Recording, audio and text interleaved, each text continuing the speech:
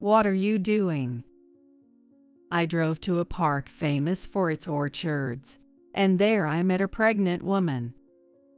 Incredibly, she was rummaging through the trash. Moreover, her clothes were tattered, and she looked like she hadn't bathed in days. Yet, this woman was unmistakably my son's wife. Kathy, what happened to you? As soon as I spoke to her, she shook her head, denying it was her, and tried to flee. There was no mistaking her, so I instinctively grabbed her arm, and she was extremely thin. Startled, I heard her stomach growl. "Are you hungry? Would you like to eat this?"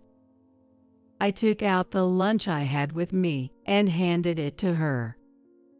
Then she swallowed and in a fading voice said, "Thank you very much." She grabbed the lunch as if snatching it and quickly left the scene. Left behind, I stood there dumbfounded. She looked exactly like Kathy. Distressed by the sight of a pregnant woman who resembled my daughter-in-law and was hungry, I took out my smartphone from my bag and called Wally. "Keith, I just met Kathy at a park about an hour away from your house." Huh, what are you talking about? She just gave birth. I was about to contact you.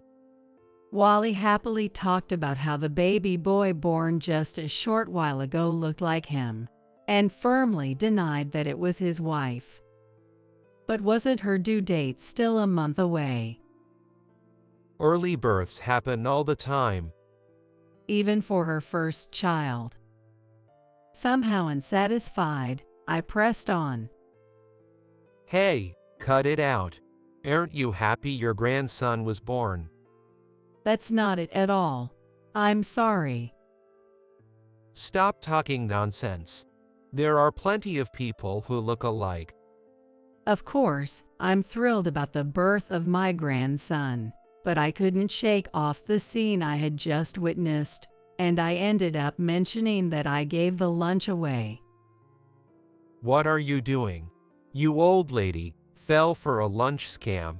Don't go to that park again. Next time, they'll strip you bare. How rude, what a thing to say.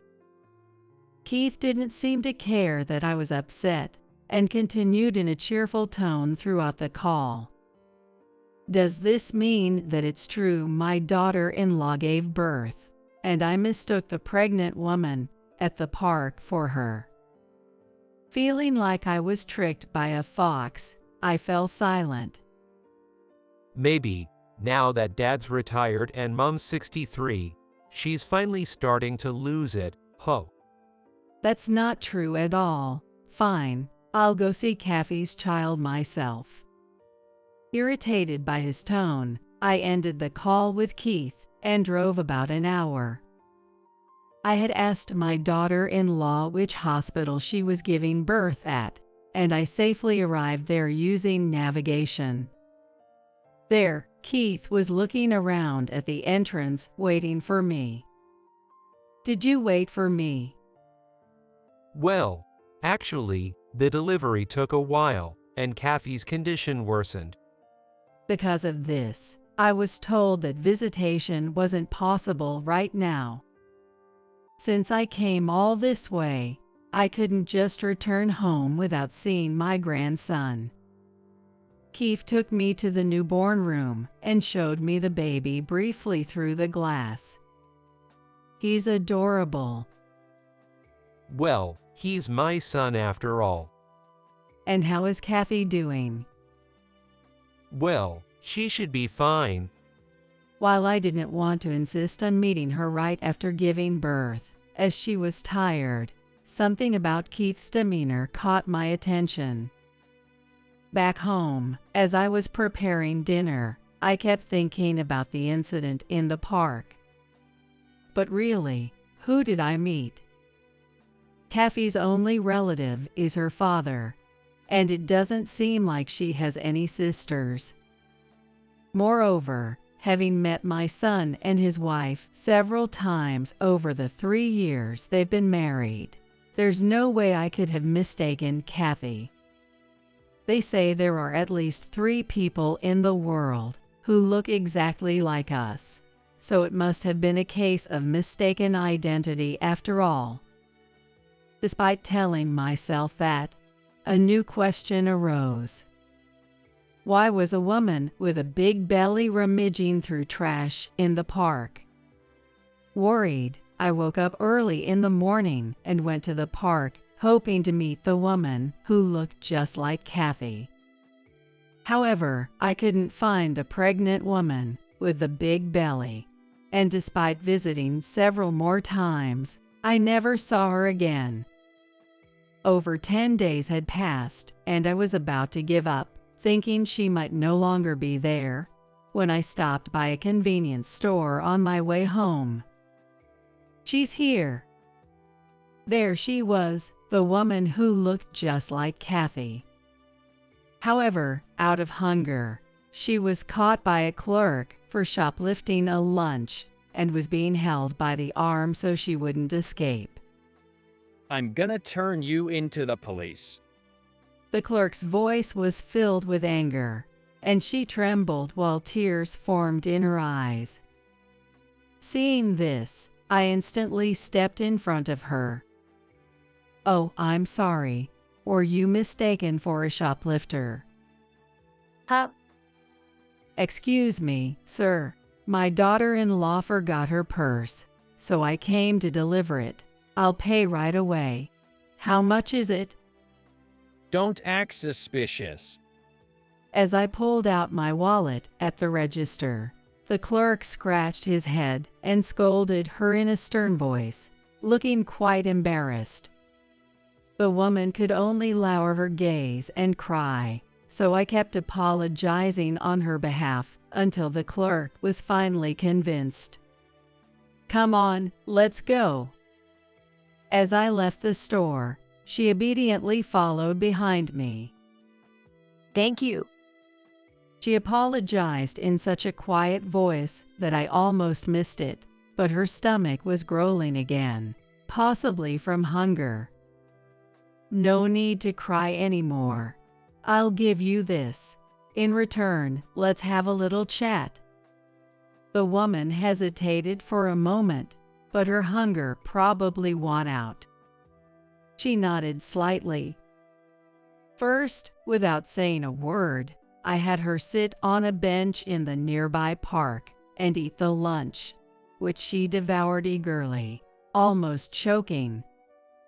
She looks exactly like Kathy. While I was checking on her, I found a familiar birthmark on the nape of her neck. While I was checking on her, I found a familiar birthmark on the nape of her neck. It is shaped like a rather distinctive flower. Same place, same birthmark, and even the same shape. It can't just be a coincidence. But if she ran away again, that would be it. So I controlled my eagerness not to startle her.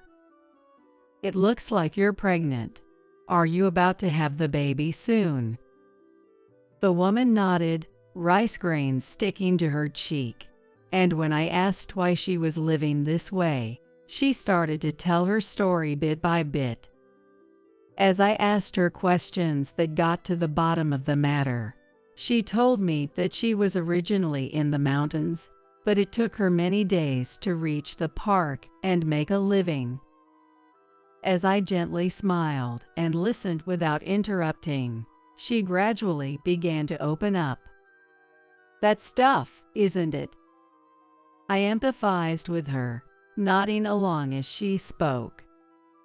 Then, with tears welling up in her eyes, she began to reveal more about her dire situation. How fortunate I found her.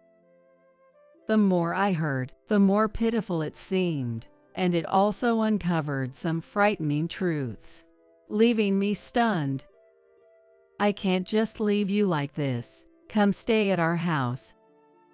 However, the anxious woman looked perplexed, and covered her mouth as if she had said too much by accident. "Don't worry, I'll make sure you and your baby are safe." When I looked into her eyes and held her hand tightly, she felt reassured and finally agreed.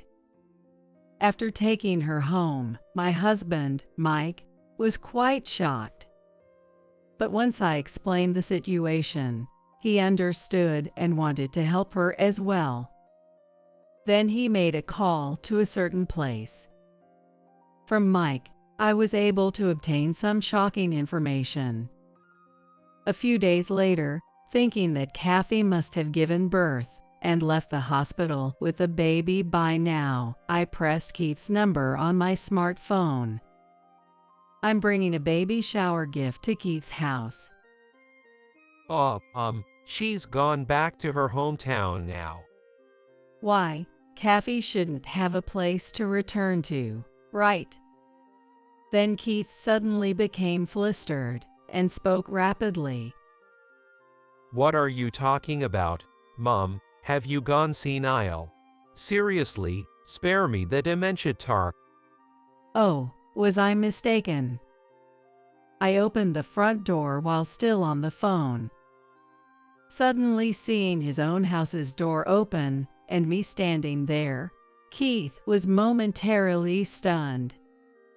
Actually, I had been calling from right in front of Keith's house. Mom, why? That's why I said I was coming. It's careless not to lock the front door. I'm coming in. As I entered without waiting, there was Keith and an unfamiliar woman. "So, who is this person?" Don't just barge in. There's a lot going on here. "Why is she holding the baby?" As I bombarded him with questions, Keith scratched his head and sighed. Then he looked at me as if he had made up his mind to do something. I was going to talk about this later. This is Rachel, my new wife. "What? What happened to Kathy? Isn't she about to give birth?" Keith was evasive and replied, "She went back to her parents' home. Her father passed away, so she shouldn't have any home to go back to." Oh, is that so? I stepped closer to Keith, giving him a stern look. "Just after Kathy's father died, you kick out your pregnant wife. That's shameful, even for my own son." Mom, are you dreaming?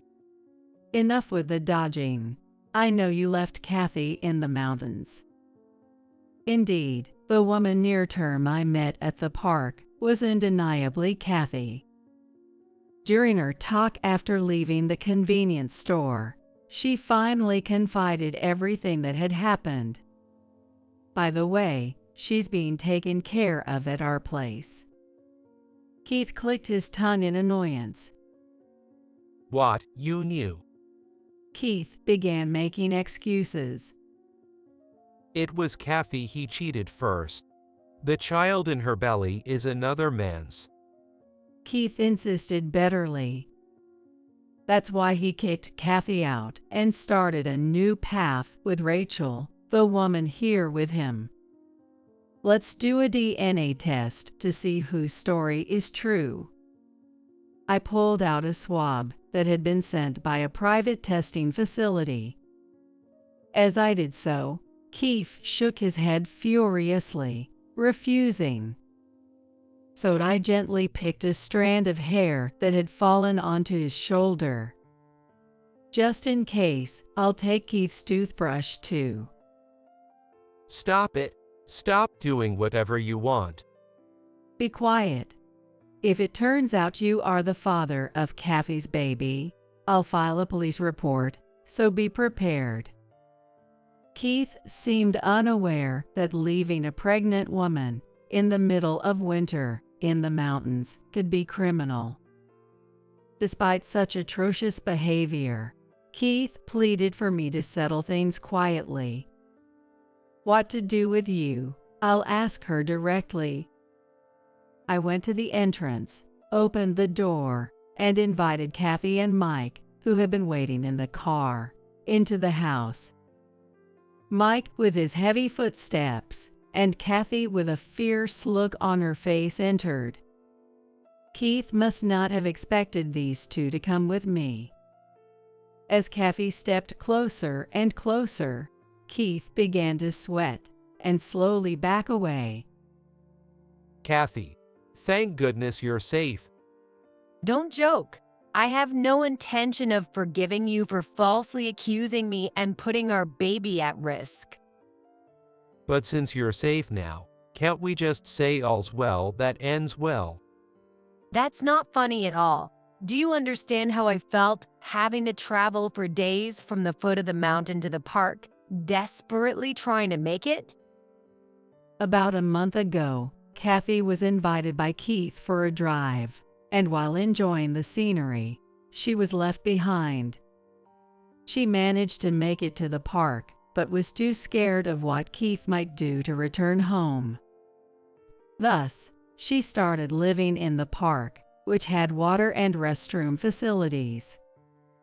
Moreover, Kathy's father had passed away 2 months ago, leaving her without a family home to rely on. Just thinking about how vulnerable she must have felt makes my heart ache.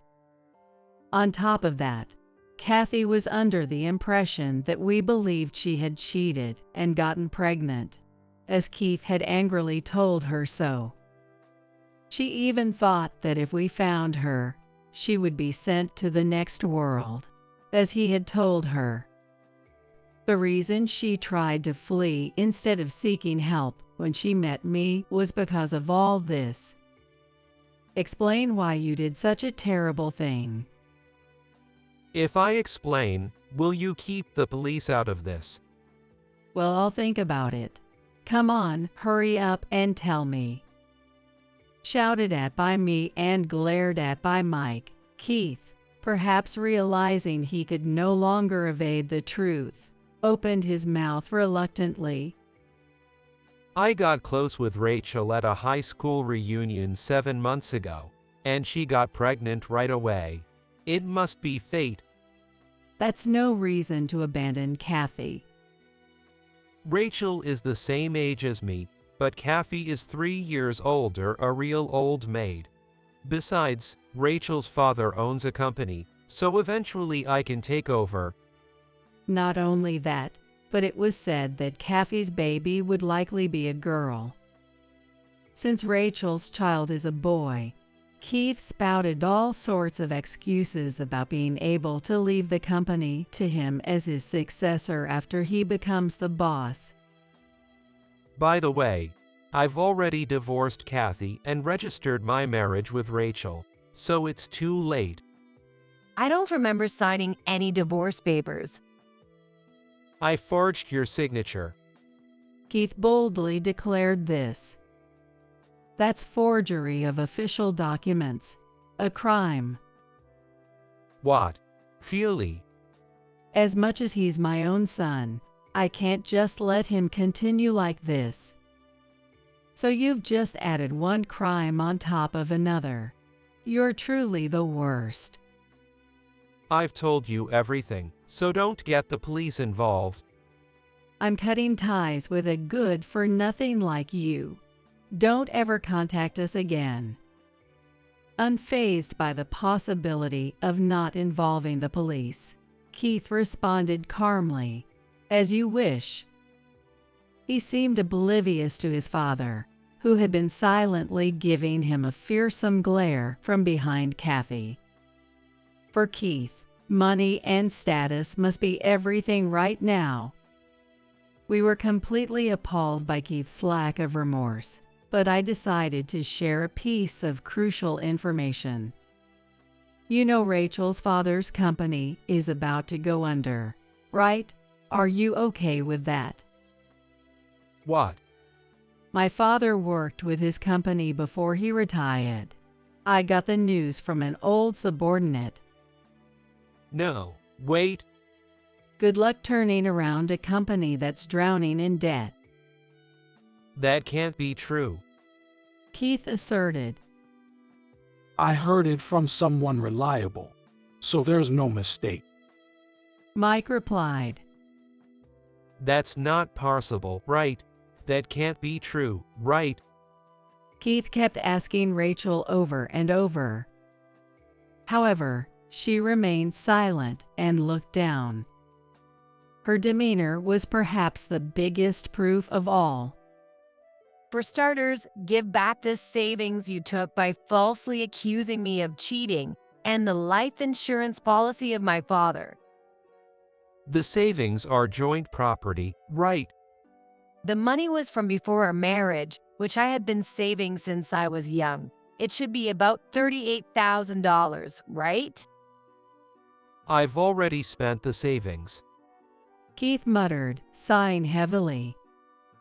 Kathy insisted on getting everything back and confronted Keith.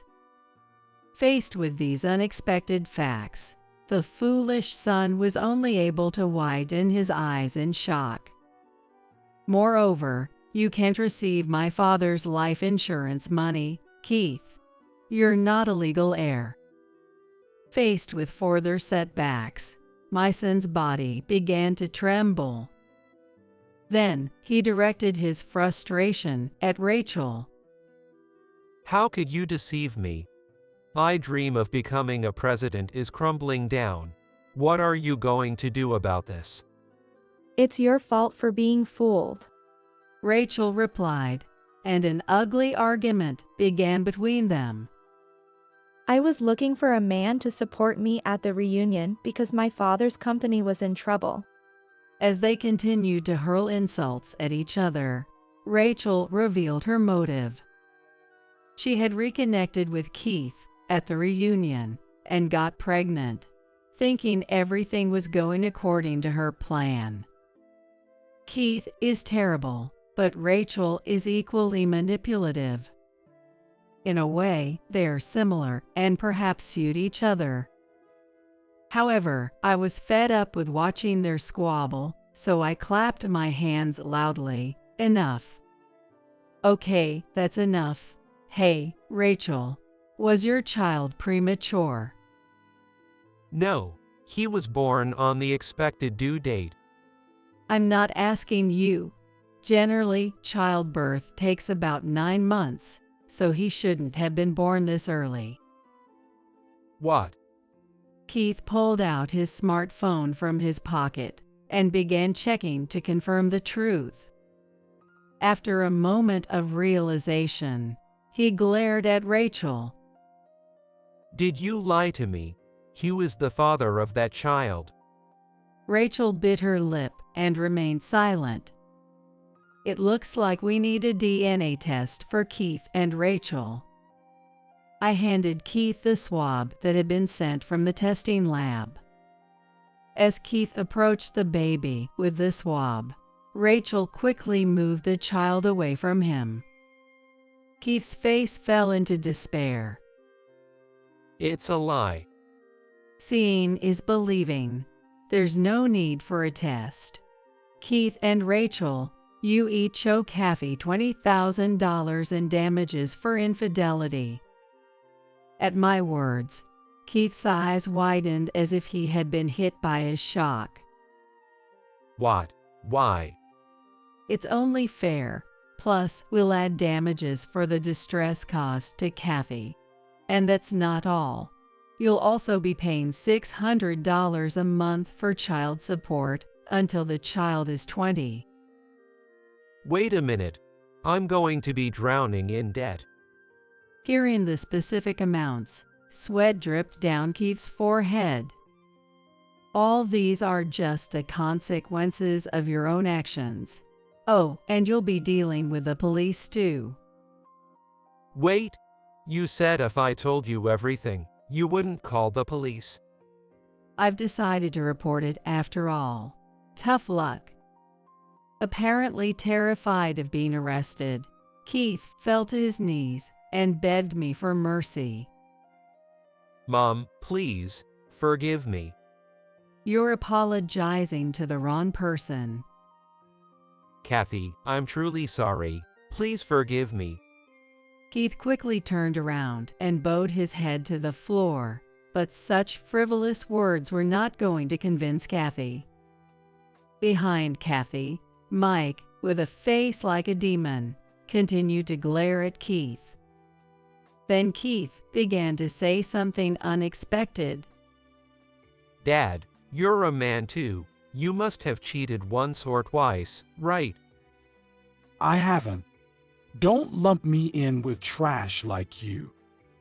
Mike leaned in close to Keith, furrowing his brow, and spoke in a firm, low voice. Realizing no one was on his side, Keith collapsed weakly to the ground. Please, help me. Endangering Kathy and her inborn child during pregnancy is an incredibly serious crime. I'll change myself. I'm not gonna listen to you anymore. Oh, I see red lights approaching. Thanks for the great timing with the call, Dad. Keith, assuming I hadn't yet called the police, widened his eyes in shock. At that moment, Rachel tried to seize the opportunity to escape, but Mike quickly apprehended her. You're not getting away on your own. You'll have plenty of time to reflect behind high walls. Without any chance to resist, realizing it was over, I handed Keith and Rachel over to the police. After being interrogated by the police, Keith and Rachel were charged with conspiring to put Kathy and her inborn child in danger, resulting in serious charges. Additionally, Keith was charged with forgery for faking the divorce papers. I arranged for a legal professional to sell the couple's house, which was under mortgage, but managed to break even. Keith was made to agree to pay a total of $30,000 for infidelity and emotional distress, plus Kathy's $38,000 savings and $600 monthly for child support. Rachel was charged the same amount for infidelity and emotional pain. Rachel's father's company went bankrupt quickly, so both Keith and Rachel would have to find whatever work they could once outside to make their payments. Oh, and by the way, it turned out that Rachel's child was from another classmate, and the biological father agreed to raise the child. Thankfully, the child was spared any misfortune. Kathy later gave birth to a beautiful baby girl. After discussing with Mike, we decided to formally adopt Kathy and have her live with us. With the sound of a healthy baby's laughter filling our home, we've been enjoying our days, busily taking care of our expanded family.